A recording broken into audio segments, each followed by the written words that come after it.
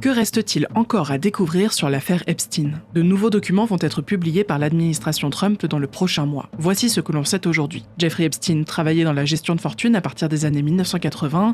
Il a été condamné pour trafic sexuel de mineurs en 2007 et fait 13 mois de prison avec l'autorisation de se rendre au travail avant d'obtenir un accord de non-poursuite. Lors de cette enquête judiciaire est mentionnée l'île St. James, une île parmi les îles Vierges américaines acquise en 1998 par Jeffrey Epstein, où l'on apprendra plus tard qu'il organisait des rencontres entre des filles mineures et des invités célèbres. Jeffrey Epstein est de nouveau arrêté en juillet 2019, puis incarcéré.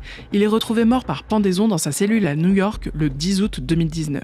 Les charges pénales contre lui sont abandonnées, mais les procureurs continuent à poursuivre ses proches. En 2022, sa compagne, Ghislaine Maxwell, est condamnée à 20 ans de prison pour trafic sexuel, coercition et séquestration. Quels sont ses liens avec Donald Trump ? Les deux hommes se sont rencontrés en 1985 quand Donald Trump a acheté sa résidence à Mar-a-Lago. Des images les montrent ensemble à des soirées mondaines dès 1992. En 1993, Donald Trump a voyagé 4 fois à bord des jets privés de Jeffrey Epstein, puis 3 fois par la suite en 1994, 1995 et 1997. Les avions personnels de Jeffrey Epstein ont été utilisés pour faire parvenir les célébrités à l'île St. James, mais cela ne constitue pas une preuve de malversation, précisent les médias américains. Une carte d'anniversaire alimente en revanche beaucoup de suspicions. Donald Trump y aurait écrit en 2003 que chaque jour soit un merveilleux secret. Le président a nié ces allégations et porté plainte contre le New York Times à l'origine de cette révélation. Les deux hommes seraient brouillés depuis 2004 à la suite, soit du recrutement par Jeffrey Epstein d'employés du complexe hôtelier de Donald Trump à Mar-a-Lago, soit d'une querelle immobilière. Donald Trump aurait surenchéri sur Jeffrey Epstein pour l'achat d'une villa à Palm Beach. Quelle révélation attendre désormais ? De nombreux faits ont déjà été établis par la justice, conduisant à la condamnation de Jeffrey Epstein et de sa compagne Ghislaine Maxwell. Mais ça ne suffit pas à rassurer l'opinion publique dubitative.